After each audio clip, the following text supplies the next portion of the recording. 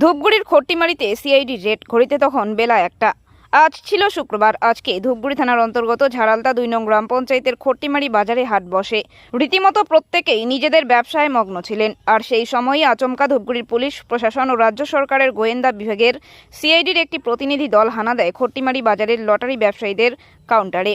মুহূর্তের মধ্যেই 3 জন লটারি বিক্রেতাকে আটক করে ধূপগুড়ি থানায় নিয়ে আসা হয়। এরপর দীর্ঘ ঘন্টার পর ঘন্টা তাদেরকে থানার ভেতরে বসিয়ে জিজ্ঞাসাবাদ করা হয়।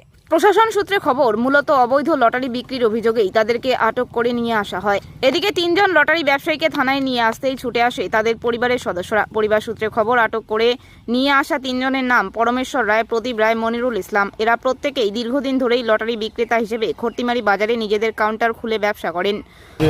আমাদের ডাকুমেন্টে পুলিশ পাড়ি হয়েছে নাকি, তো দুটো গাড়ি আসছিল। গাড়ি আসার পরে 3 জনাকে উঠে নিয়ে